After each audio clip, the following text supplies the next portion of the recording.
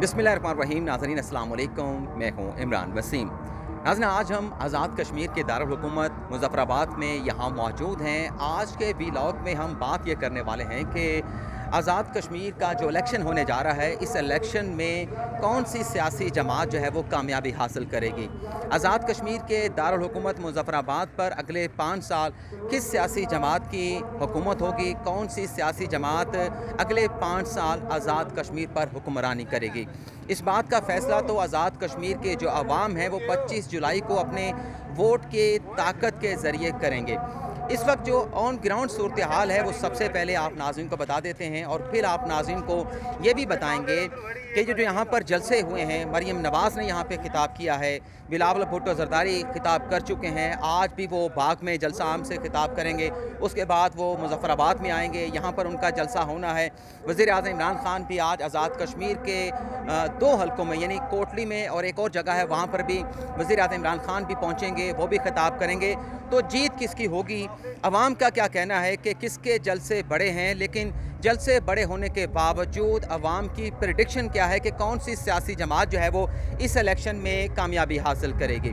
अगर on ground सूरत हाल की बात करें तो चूँकि आज आखिरी रोज़ है, इलेक्शन की जो सरगर्मियां हैं वो अपने अरूज पर पहुंच चुकी हैं, गहमा गहमी शुरू हो चुकी है।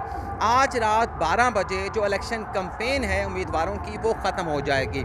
इलेक्शन कमीशन की जानिब से जो एम्बार्गो लगाया गया है वो ये है कि 23 जुलाई को रात 12 बजे तक तमाम कैंडिडेट जो इलेक्शन में हिस्सा ले रहे हैं वो अपनी इलेक्शन कैंपेन का इख्तिताम कर देंगे।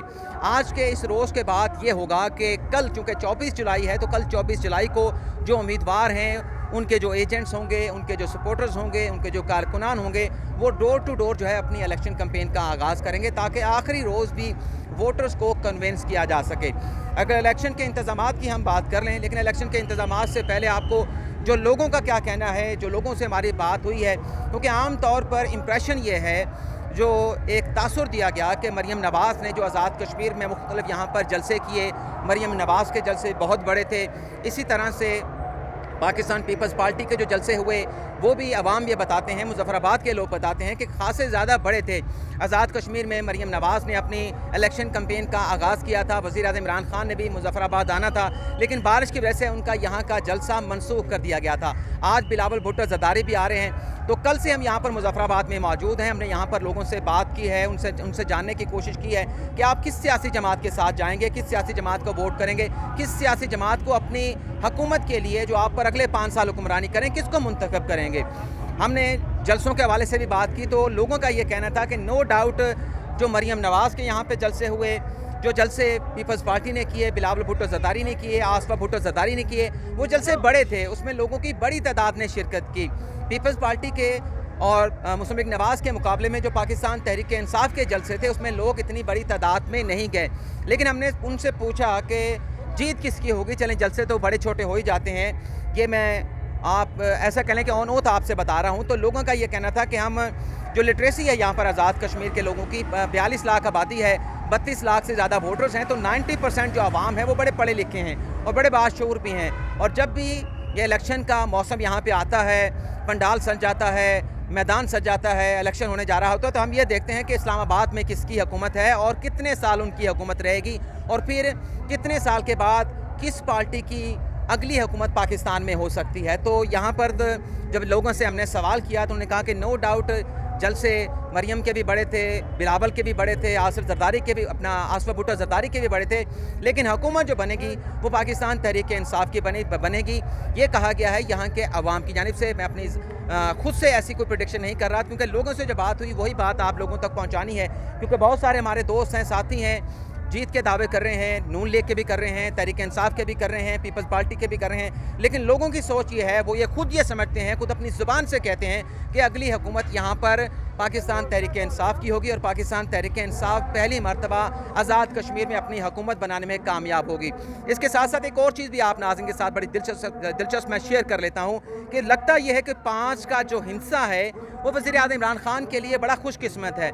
आप ये देखें कि जो 2018 में इलेक्शन हुआ वो भी 25 जुलाई को हुआ, इमरान खान की हुकूमत बनी। इसी तरह से जो जीबी में इलेक्शन हुआ वो 15 नवंबर का हुआ, 5 का हिस्सा लगा, वहाँ भी हुकूमत बन गई। अब आज़ाद कश्मीर में जो इलेक्शन होने जा रहा है वो भी 25 जुलाई यानी 5 का हिस्सा उसमें आ रहा है। तो लकी लग रहा है कि 5 का हिस्सा ये पाकिस्तान तहरीक इंसाफ या वज़ीर आज़म इमरान खान के लिए लकी रहा है। और जो लोग यहाँ पे बात कर रहे हैं कि हुकूमत मुमकिन तौर पर अगली यहाँ पर वज़ीर आज़म इमरान खान की हो सकती है। अगर इलेक्शन के इंतज़ामात के हवाले से बात करें तो मैंने आपको जैसे पहले बताया, और ये वो मालूमात हैं जो मैं आप नाज़रीन को देने जा रहा हूँ, जो आपको किसी टीवी चैनल पे या किसी और मीडिया पे नहीं मिलेंगी। 32 लाख नाज़रीन, 32 लाख से ज़ायद वोटर्स हैं जो 25 जुलाई को अपना हक़ राय दही इस्तेमाल करेंगे। और इन 32 लाख वोटर्स में से 17,70,000 जो है वो मर्द हजरात के वोट हैं, और जो 14,57,000 वोटर्स हैं वो ख़वातीन के हैं। ख़वातीन भी बड़े जोश व जज्बे के साथ आज़ाद कश्मीर के इलेक्शन में अपना हक़ राय दही इस्तेमाल करते हैं। और 5,123 पोलिंग स्टेशन इलेक्शन कमीशन की जानिब से बनाए गए हैं इलेक्शन के अमल के हवाले से, पोलिंग के अमल के हवाले से। और इसमें 7,213 पोलिंग बूथ भी जो है इलेक्शन कमीशन ने तैयार किए हैं। और 5,123 पोलिंग स्टेशन में से 826 पोलिंग स्टेशन ऐसे हैं जिसे इलेक्शन कमीशन की जानिब से हसास करार दिया गया है कि वहाँ पर सिक्योरिटी का कोई ना कोई मसला पैदा हो सकता है। तो जो हसास पोलिंग स्टेशन है वहाँ पर इलेक्शन कमीशन ने 6 जो पुलिस एहलकार हैं, जो पुलिस के जवान हैं, वो अपनी सिक्योरिटी की जिम्मेदारियाँ सर अंजाम देंगे। लेकिन इसके साथ साथ 209 पोलिंग स्टेशन ऐसे हैं जिसे इलेक्शन कमीशन की जानिब से इंतहाई हसास करार दिया गया है। और इंतहाई हसास जो पोलिंग स्टेशन है वहाँ पर 8 पुलिस के जवान इलेक्शन कमीशन की जानिब से तैनात किए जाएंगे।